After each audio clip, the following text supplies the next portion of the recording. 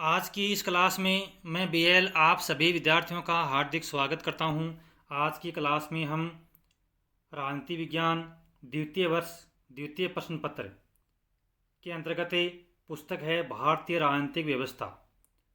तो इसके अंतर्गत जो भी परीक्षा की दृष्टि से महत्वपूर्ण प्रश्न है, यानी लघुतात्मक प्रश्न जो परीक्षा की दृष्टि से बहुत ही महत्वपूर्ण प्रश्न है, उन प्रश्नों पर आज की क्लास में हम चर्चा करेंगे।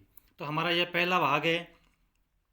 पहला प्रश्न है, संविधान के अनुच्छेद 25 में उल्लेखित अंतःकरण की स्वतंत्रता को स्पष्ट कीजिए।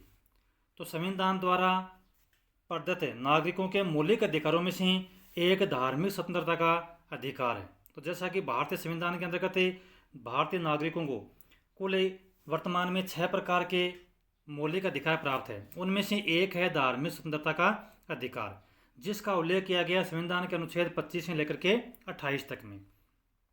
तो इसी में से अनुच्छेद 25 का जो संबंध है वह है अंतःकरण की स्वतंत्रता से संबंधित। तो अंतःकरण की स्वतंत्रता के बारे में संविधान के अनुच्छेद 25 में स्पष्ट किया गया है। अब देखो, इसमें कहा गया है कि सार्वजनिक व्यवस्था, सदाचार और स्वास्थ्य के अधीन रहते सभी व्यक्तियों को अंतःकरण की स्वतंत्रता तथा कोई भी धर्म मानने, आचरण करने तथा प्रचार करने का अधिकार होगा। सिखों द्वारा कृपाण धारण करने और उसे लेकर चलने को धार्मिक स्वतंत्रता का अंग माना गया है, परंतु राज्य धार्मिक स्वतंत्रता को सार्वजनिक व्यवस्था, सदाचार एवं जनस्वास्थ्य के हित की दृष्टि से सीमित कर सकता है। तो कहने का मतलब है कि भारतीय संविधान के अंतर्गत, संविधान के अनुच्छेद 25 के अंतर्गत अंतःकरण की स्वतंत्रता में यह स्पष्ट उल्लेख किया गया है कि सार्वजनिक व्यवस्था, सदाचार और स्वास्थ्य के अधीन रहते सभी व्यक्तियों को अंतःकरण की स्वतंत्रता प्रदान की गई है, लेकिन फिर भी राज्य हित में राज्य है वो धार्मिक स्वतंत्रता को प्रतिबंधित कर सकता है। इसके अतिरिक्त राज्य को समाज सुधार की दृष्टि से नियम बनाने का भी अधिकार है। तो धार्मिक स्वतंत्रता है वो इसमें बाधक नहीं हो सकती। तो इस प्रकार जो अंतःकरण की स्वतंत्रता है यह भारतीय संविधान के अनुच्छेद 25 से संबंधित है और इसमें इस प्रकार का प्रावधान किया गया है। दूसरा प्रश्न है, समानता के अधिकार को समझाइए। तो समानता का अधिकार क्या है? तो भारतीय संविधान द्वारा नागरिकों को प्राप्त मौलिक अधिकारों में से एक पहला अधिकार है समानता का अधिकार, जो प्रजातंत्र का आधार स्तंभ माना जाता है। समानता का अधिकार संविधान के अनुच्छेद 14 से लेकर के 18 तक में निहित है। तो पहली बात तो यह है कि जो भारतीय संविधान के अंतर्गत समानता का जो अधिकार दिया गया नागरिकों को, उसका उल्लेख किया गया है संविधान के अनुच्छेद 14 से लेकर के 18 तक में, जो इस प्रकार से है। संविधान के अनुच्छेद 14 के अनुसार भारत के राज्य क्षेत्र में राज्य किसी भी व्यक्ति को कानून के समक्ष समानता या संरक्षण से वंचित नहीं करेगा। यानी संविधान के अनुच्छेद 14 के अंतर्गत यह कहा गया कि भारत के राज्य क्षेत्र में किसी भी व्यक्ति को कानून के समक्ष सम्मान माना जाएगा और सबको समान संरक्षण दिया जाएगा। अनुच्छेद 15 में अब देखो हम क्या पढ़ रहे हैं, हम समानता के अधिकार के बारे में पढ़ रहे हैं और इसका जो उल्लेख किया गया है वो किया गया संविधान के अनुच्छेद 14 से लेकर के 18 तक में। 14 में तो यह कहा गया है कि राज्य के अंतर्गत सभी व्यक्तियों को कानून के समक्ष समान माना जाएगा और सबको कानून का समान संरक्षण प्राप्त रहेगा। अनुच्छेद 15 में यह कहा गया है कि राज्य के द्वारा धर्म में मूलवन से जाति, लिंग, जन्म स्थान आदि के आधार पर नागरिकों के प्रति जीवन के किसी भी क्षेत्र में भेदभाव नहीं किया जाएगा। किसके आधार पर? धर्म में मूलवन से जाति, लिंग और जन्म स्थान के आधार पर। तीसरा है अनुच्छेद 16 के अंतर्गत जो सरकारी नौकरियां हैं, पदोन्नति हैं, उनके अंतर्गत नागरिकों में किसी प्रकार का कोई भेदभाव नहीं किया जाएगा। राज्य के अधीन सभी नौकरियों में जो उनको समान अवसर दिया जाएगा। तो अनुच्छेद 16 के अंतर्गत सभी नागरिकों को बिना किसी भेदभाव के सरकारी नौकरी, पदोन्नति और सार्वजनिक पद प्राप्त करने का समान अवसर दिया जाएगा। अनुच्छेद 17 के अंतर्गत अस्पृश्यता का अंत किया गया है और उसका किसी भी रूप में आचरण वो निषेध किया गया है। यानी कोई भी भारतीय वो किसी भी व्यक्ति के साथ अस्पृश्यता का व्यवहार नहीं करेगा। तो अस्पृश्यता का जो अंत है वो संविधान के अनुच्छेद 17 में किया गया है। अति लघुतात्मक प्रश्न की दृष्टि से भी यह अनुच्छेद महत्वपूर्ण है कि अस्पृश्यता का अंत है वो संविधान के कौन से अनुच्छेद में किया गया है, तो अनुच्छेद 17 में अस्पृश्यता का अंत किया गया है। और फिर लास्ट में है अनुच्छेद 18 के अनुसार सेना अथवा विद्या संबंधी उपाधियों के अलावा राज्य अन्य कोई उपाधियां प्रदान नहीं कर सकता। इसके साथ ही भारत का कोई भी नागरिक है वो बिना राष्ट्रपति की आज्ञा के विदेशी राज्य से कोई उपाधि है वो स्वीकार नहीं कर सकता। तो इस प्रकार से संविधान के अनुच्छेद 14 से लेकर के 18 तक में समानता के अधिकार का उल्लेख किया गया है और प्रत्येक अनुच्छेद में समानता के अधिकार के बारे में क्या कहा गया है इसको अपने अच्छी तरह से देख भी लिया है। अब है देखो अगला प्रश्न, संविधान की प्रस्तावना का आलोचनात्मक मूल्यांकन कीजिए। बहुत ही इंपॉर्टेंट प्रश्न है और यह अजमेर यूनिवर्सिटी में 2016 में, 18 में और 21 में आया हुआ है। तो भारतीय संविधान की जो प्रस्तावना है भारत के प्रजातंत्रीय गणतंत्रात्मक राज्य का एक संक्षिप्त लेकिन सारपूर्ण घोषणा है। अब देखो संविधान की प्रस्तावना के संबंध में पहली जो आलोचना है वो यह की जाती है कि प्रस्तावना के जो शब्द हैं वो बहुत अधिक पवित्र होते हुए भी उन्हें न्याय योग्य स्थिति प्राप्त नहीं है। इसके संबंध में न्यायमूर्ति गजेंद्र गढ़कर के अनुसार प्रस्तावना अपने आप में न तो शासन की शक्ति का एक स्रोत होती है और न ही शासन को किसी शक्ति से वंचित करने का साधन है। दूसरी आलोचना है जहां संविधान के शब्द अपने आप में नितांत स्पष्ट है वहां प्रस्तावना के आधार पर कोई दूसरा अर्थ है वो नहीं दिया जा सकता है। तीसरी आलोचना यह है कि संविधान के शब्दों में अस्पष्टता है वहीं उनकी व्याख्या के लिए प्रस्तावना का आश्रय लिया जा सकता है। तो ये 3 प्रकार की आलोचनाएं इसमें बताई गई हैं। अगला प्रश्न है भारत के राष्ट्रपति का निर्वाचन है वो किस प्रकार से होता है। तो संविधान के अनुच्छेद 54 और 55 के अनुसार भारत के राष्ट्रपति का चुनाव अप्रत्यक्ष निर्वाचन पद्धति के द्वारा, एकल संक्रमणीय मत प्रणाली के द्वारा, गुप्त मतदान प्रणाली के द्वारा राष्ट्रपति का चुनाव होता है। तो राष्ट्रपति का जो चुनाव है वो संविधान के अनुच्छेद 54 और 55 में इसका वर्णन किया गया है कि राष्ट्र चुनाव है वो अप्रत्यक्ष निर्वाचन पद्धति के द्वारा, एकल संक्रमणीय मत प्रणाली, गुप्त मतदान प्रणाली के द्वारा राष्ट्रपति का चुनाव संपन्न किया जाता है। अब देखो इसमें किस प्रकार से संपन्न होता है। राष्ट्रपति पद के उम्मीदवार के नाम का जो प्रस्ताव है वो सबसे पहले जो प्रस्ताव है वो 50 सांसदों या विधायकों के द्वारा किया जाना चाहिए।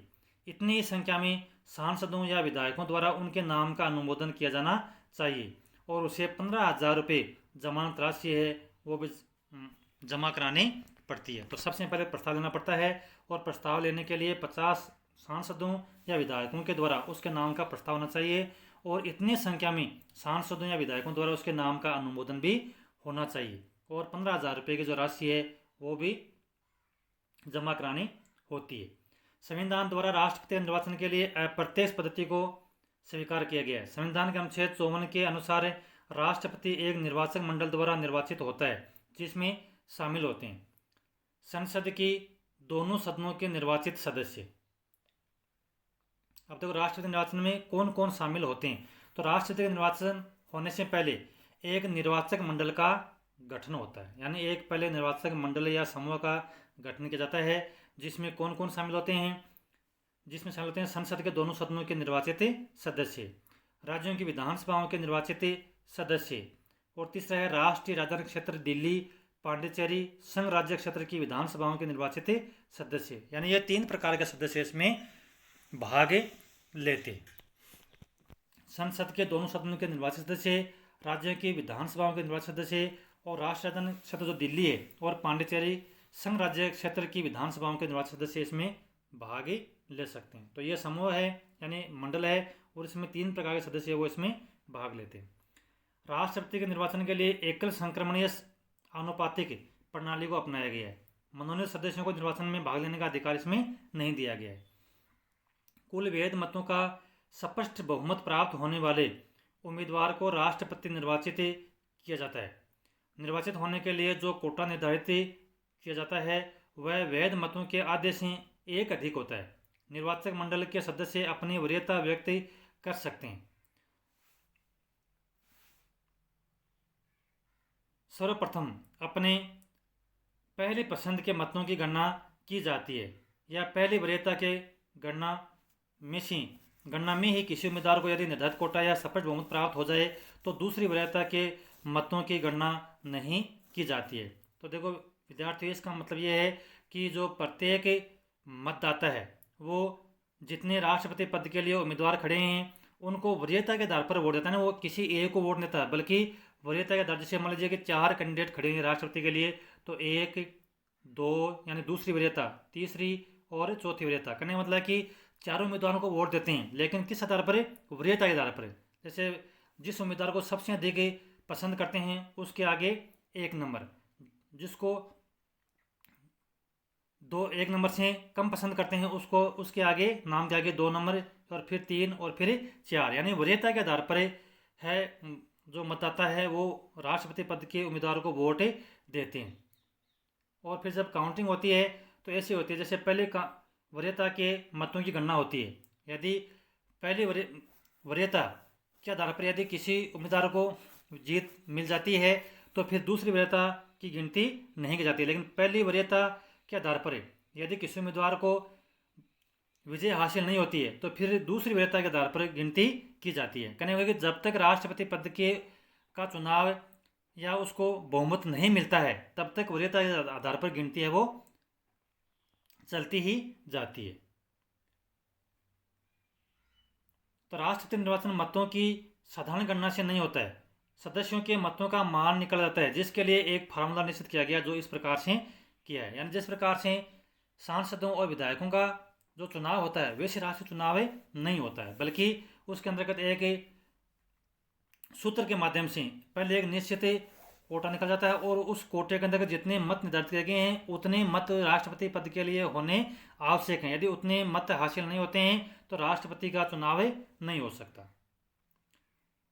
तो राज्य अथवा संघीय क्षेत्र विधानसभा के सदस्य के मत का मान इस पद्धति से निकाला जाता है। राज्य की जनसंख्या, यानी राज्य या संघीय क्षेत्र विधानसभा निर्वाचित सदस्यों की कुल संख्या संसद सदस्यों के मतों का मूल्य इस प्रकार निकाला जाता है।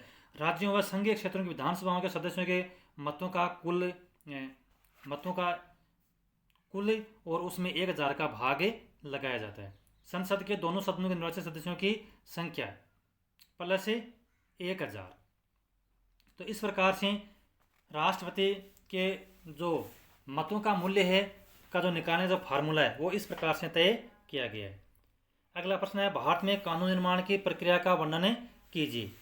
तो कानून निर्माण संबंधी सभी प्रस्ताव है वो विधेयकों के रूप में संसद के समक्ष आते हैं। विधेयकों को पारित होने के लिए निम्नलिखित चरणों से गुजरना होता है। अब देखो कि संसद में कानून है या भारत में कानून निर्माण की जो प्रक्रिया है वो किस प्रकार से संपादित होती है। तो देखो सबसे इसमें कई स्टेप्स हैं, विधेयक को गुजरना पड़ता है। तो पहले है विधेयक का प्रस्तुतिकरण या प्रथम वाचन, यानी विधेयक को प्रस्तुत करने से पूर्व सूचना देकर अध्यक्ष से अनुमति प्राप्त की जाती है तथा निश्चित दिन व समय पर प्रस्तावक यानी जो प्रस्ताव ला रहा है विधेयक से संबंधित वो सदन के अध्यक्ष की अनुमति से सदन में खड़ा होकर विधेयक को प्रस्तुत करता है। इस प्रकार विधेयक का जो प्रस्तुतिकरण है वो क्या कहलाता है? प्रथम वाचन कहलाता है, या प्रथम वाचन कह सकते हैं, या हम उसको विधेयक का प्रस्तुतिकरण कह सकते हैं। दूसरा है फिर द्वितीय वाचन। अध्यक्ष द्वारा निर्धारित दिन को विधेयक का प्रस्तावक यह प्रस्ताव रखता है कि उसे विधेयक प्रवर समिति को विचारार्थ सौंप दिया जाए अथवा उससे जनमत जानने के लिए प्रसारित किया जाए। कहने मतलब है कि जब विधेयक के ऊपर चर्चा करने के लिए जो दिन निर्धारित किया गया है यदि उस पर चर्चा होती है सदन में, लेकिन यदि मामला जटिल है तो उसको प्रवर समिति के पास में भी भेजा जा सकता है या लोगों की राय जानने के लिए उसको मीडिया में भी प्रसारित किया जा सकता है अथवा उस पर तत्काल ही विचार किया जाए। इन विकल्पों में से कोई भी एक विकल्प का प्रस्ताव रखने के बाद उस प्रस्ताव पर प्रस्ताव के विकल्प के अनुसार संशोधन रखे जाते हैं। उस पर फिर क्या होता है? वोटिंग होती है, मतदान होता है, और जो भी प्रस्ताव स्वीकार होता है उसके अनुसार विधेयक का वो अगले चरण में जाता है। फिर देखो कहने का मतलब कि सदन में चर्चा होती है और यदि ऐसा है कि विधेयक को समिति के पास में भेजा जाना चाहिए तो विधेयक को समिति स्तर या प्रतिवेदन स्तर के बाद वाचन स्तर पर आता है। इस समय सदन में विधेयक की प्रत्येक धारा पर बहुत ही सूक्ष्म रूप से विचार किया जाता है। पूर्ण वाद विवाद होता है। विधेयक के प्रत्येक खंड पर अनेक बार शब्द दर शब्द, वाक्य दर वाक्य मतदान होता है। इस स्तर में विधेयक के अंतर्गत संशोधन भी किए जाते हैं, यानी कहीं जैसे कोई कमी दिखती है तो उस कमी को दुरुस्त भी किया जाता है इसमें। फिर देखो तृतीय वाचन यानी थर्ड स्टेप। अंत में विधेयक को किसी निश्चित दिन सदन में विचारार्थ लाया जाता है। यह वाचन मुख्यतः औपचारिक ही होता है। कहने का मतलब है कि विधेयक के ऊपर जो चर्चा है वो द्वितीय स्तर के ऊपर पूरी तरह से हो जाती है। इसमें यदि कोई अशुद्धि संबंधी यदि कोई त्रुटि है तो उसको दूर किया जाता है, बल्कि इसमें विस्तार रूप से यहाँ पर चर्चा इसमें नहीं होती है। तो तृतीय वाचन में साधारणतः विधेयक के अस्पष्ट शब्दों को अधिक स्पष्ट करने और उसमें भाषा संबंधी सुधार किए जाते हैं। विधेयक पर मत लिए जाते हैं और यदि बहुमत विधेयक के पक्ष में हो तो सदन का जो अध्यक्ष है वो विधेयक को पास हुआ प्रमाणित करके दूसरे सदन में भेज देते हैं। अब देखो ये तो क्या है, यह तो पहले सदन की स्टेप है। अब दूसरे सदन में क्या होता है, जो प्रथम सदन के अंतर्गत जो चरण अपनाए गए हैं वही क्या होता है दूसरे सदन में अपनाए जाते हैं। यानी प्रथम वाचन, द्वितीय वाचन और तृतीय वाचन, ये तीनों दूसरे सदन में भी यही प्रक्रिया अपनाई जाती है। और जब दूसरा सदन भी इस विधेयक को पास कर देता है तो विधेयक है वो राष्ट्रपति की अनुमति के लिए राष्ट्रपति के पास में भेजा जाता है। और जब राष्ट्रपति इसके ऊपर हस्ताक्षर कर देता है तो वो जो विधेयक है वो कानून बन जाता है। तो इस प्रकार से होता है संसद के अंतर्गत कानून निर्माण की प्रक्रिया। भारत के संविधान संशोधन की प्रक्रिया को समझाइए, यानी भारतीय संविधान के अंतर्गत जो संविधान संशोधन की जो प्रक्रिया है उसको समझाइए। तो संविधान में संशोधन की जो प्रक्रिया है वो भारतीय संविधान के अनुच्छेद 368 के अंतर्गत इसका उल्लेख किया गया है। तो भारतीय संविधान संशोधन की जो प्रक्रिया है इसका उल्लेख किया गया है संविधान के अनुच्छेद 368 में। अब देखो प्रक्रिया किस प्रकार से है। संसद के साधारण बहुमत द्वारा संशोधन की प्रक्रिया। संसद की स्वप्रेरणा राज्य विधानमंडलों अथवा किसी अधिकारी के अनुरोध पर इस प्रकार के संशोधन विधेयक संसद में रखे जाते हैं। इसके अंतर्गत राष्ट्रपति की पूर्व अनुमति से संसद विधि के द्वारा नए राज्यों का निर्माण कर सकती है तथा राज्य के नाम, क्षेत्र और सीमा में परिवर्तन कर सकती है। राज्य विधानमंडलों के अनुरोध पर संसद किसी राज्य के द्वितीय सदन की समाप्ति या नए सिरे से भी रचना या सृष्टि कर सकती है। तो संसद के साधारण बहुमत द्वारा संशोधन की प्रक्रिया में क्या हो सकता है, किसी राज्य का नाम परिवर्तन करना है, राज्य के क्षेत्र की जो सीमा है या सीमा में परिवर्तन करना है। तो इस प्रकार के जो संशोधन है वो साधारण बहुमत के द्वारा संविधान में संशोधन किए जा सकते हैं। फिर देखो दूसरा है संशोधन का जो तरीका है वो है संसद के विशिष्ट बहुमत के द्वारा संशोधन की प्रक्रिया। यानी दूसरे वर्ग में संविधान के वे अनुच्छेद आते हैं जो संसद के विशिष्ट बहुमत द्वारा संशोधित किए जा सकते हैं। इस संबंध में संसद के किसी भी सदन में ऐसे विधेयक का प्रस्ताव रखा जा सकता है यदि संसद का वह सदन कुल सदस्य संख्या के बहुमत तथा उपस्थित व मतदान में भाग लेने वाले सदस्यों के 2/3 बहुमतों से उस विधेयक को पारित कर दे तो वह दूसरे सदन को भेज दिया जाता है। तो देखो जो दूसरा प्रकार है जो संशोधन का, उसमें संशोधन के लिए किसकी आवश्यकता होती है, 2/3 बहुमत की आवश्यकता होती है। यानी इसको विशेष बहुमत भी कह सकते हैं। तो 2/3 बहुमत के बिना इसमें संशोधन है वो नहीं हो सकता। और जब 2/3 बहुमत से किसी विधेयक को पारित कर दिया जाता है तो वह विधेयक है वो दूसरे सदन को भेज दिया जाता है। जहाँ यदि वह इस प्रकार पारित हो जाता है तो फिर उसको राष्ट्रपति की स्वीकृति के लिए भेज जाता है और वह संविधान का एक अंग बन जाता है। तीसरा है फिर संसद का विशिष्ट बहुमत अथवा राज्य विधानमंडलों की स्वीकृति के द्वारा। यानी ये तीन कहने का मतलब है कि भारतीय संविधान के अंतर्गत 3 प्रकार से संविधान में संशोधन किए जा सकते हैं। अब देखो संशोधन की प्रक्रिया है वो किस प्रकार से है। तीसरे वर्ग में संविधान के अनुच्छेद 54, 55, 73, 162, 241 और 368 आदि आते हैं, जिनमें संशोधन के लिए संसद के दोनों सदनों द्वारा अपने कुल बहुमत एवं उपस्थित मतदान में भाग लेने वाले सदस्यों के 2/3 बहुमत से विधेयक पारित होना चाहिए तथा इसके साथ ही उस विधेयक को राज्यों के कुल विधानमंडलों में से कम आधे द्वारा पुष्टिकृत किया जाना चाहिए। इस तृतीय वर्ग में संशोधन उन्हीं क्षेत्रों में हो सकता है जिनका संबंध राज्यों के शक्तियों, अधिकारों या संविधान के संघीय स्वरूप से है। इस प्रकार हम कह सकते हैं कि भारतीय संविधान कठोर और लचीले संशोधन का एक अद्भुत मिश्रण है। अगला प्रश्न है, गठबंधन से आप क्या समझते हैं? तो गठबंधन अथवा मिलीजुली सरकार का क्या अर्थ है? तो गठबंधन अथवा मिलीजुली सरकार का अर्थ है कि लोकसभा या विधानसभा में जब किसी एक दल को स्पष्ट बहुमत नहीं मिलता है तो ऐसी स्थिति में चुनाव पूर्व अथवा चुनाव के पश्चात अनेक राजनीतिक दल के सदस्य मिलकर किसी एक नेता पर सहमत होते हैं और उसके नेतृत्व में ये दल मिलकर के सरकारें बनाते हैं। तो देखो, गठबंधन सरकार क्या होती है कि जब चुनाव में किसी एक पार्टी को स्पष्ट बहुमत नहीं मिलता है तो कई पार्टियां मिलकर के एक अपना नेता चुनती है, उसको कहते हैं गठबंधन या मिलीजुली सरकार। 1967 के बाद उत्तर भारत में अनेक राज्यों में ऐसे अनेक संयुक्त मंत्रिमंडलों का निर्माण हुआ, जिनमें हम कह सकते हैं कि वीपी सिंह है, चंद्रशेखर है, देवगौड़ा है, गुजराल है तथा वाजपेयी और मनमोहन सिंह नेतृत्व में जितनी भी ये सरकारें बनी थी ये सारे गठबंधन पर आधारित ही सरकार थी। मिलीजुली सरकारों में शामिल विभिन्न दल अपने कार्यक्रम, नीतियों तथा व्यवहारिक रीतियों में लचीलापन पैदा करके इन मंत्रिमंडलों को स्थिरता प्रदान करने का प्रयास करते हैं, क्योंकि गठबंधन के अंतर्गत कई पार्टियां होती है और सभी पार्टियों की सुननी पड़ती है, यानी उनको भी साथ लेकर के चलना पड़ता है। अगला प्रश्न है, भारत में राष्ट्रीय एकता को सुदृढ़ बनाने के लिए 2 सुझाव दीजिए। तो 2 सुझाव हैं। पहला है उच्च चरित्र। राष्ट्रीय एकीकरण को बढ़ावा देने के लिए नागरिकों में उच्च चरित्र अथवा नैतिकता को बढ़ावा देना चाहिए। नागरिकों के नैतिक चरित्र को विकसित करने तथा उसे मजबूत बनाने पर आज सबसे अधिक बल देना चाहिए।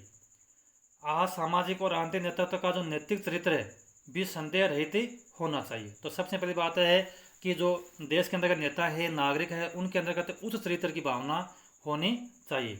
दूसरा है राष्ट्रीय शिक्षा। राष्ट्रीय एकीकरण हेतु राष्ट्रीय शिक्षा पर बल देना चाहिए। हमारे पाठ्यक्रम का उद्देश्य पार्टी राजनीति को बढ़ावा देने वाला नहीं होना चाहिए, वर्ण पाठ्यक्रम का आधार और उद्देश्य वो राष्ट्रीय होना चाहिए। धर्मनिरपेक्षता, जातीय सहिष्णुता आदि भावनाओं का संचार शिक्षा के माध्यम से ही संभव है। अगला प्रश्न है, भारत में राष्ट्रीय आंदोलन के उदय का मुख्य कारण लिखिए। तो भारत में राष्ट्रीय आंदोलन के जो मुख्य कारण है, पहला है ब्रिटिश साम्राज्यवाद। भारत में राजनीतिक एकता स्थापित करने का जो श्रेय है वो अंग्रेजों को प्राप्त है। यह स्वीकार करना पड़ेगा कि ब्रिटिश शासन के पूर्व भारत में राजनीतिक एकता का अभाव था। दूसरा है यातायात के साधनों में वृद्धि। भारत की राजनीतिक एकता की स्थापना में यातायात व आवागमन के साधनों के विकास में भी काफ़ी सहायता मिली। आवागमन के आधुनिक साधनों का सूत्रपात करने में अंग्रेजों का अपना ही स्वार्थ नहीं था, परंतु इसका परिणाम सर्वथा उनके मनोनुकूल नहीं हुआ। यानी यातायात के साधनों में भी राष्ट्रीय जो एकता है उसमें वृद्धि है, क्योंकि यातायात के साधनों से जो एक जगह से जो दूसरे जगह के जो लोग थे उनके अंतर्गत जो दूरी है वो कम हुई और उनमें आपस में संपर्क बढ़ा। तीसरा है अंग्रेजी शिक्षा। अंग्रेजी शिक्षा के कारण भारतीय में राष्ट्रीयता का विकास हुआ। मैकाले एक घोर साम्राज्यवादी था और भारत में अंग्रेजी शिक्षा का प्रचार करने का मुख्य उद्देश्य भारतीय राष्ट्रीयता के जड़ को नहीं जमने देना था।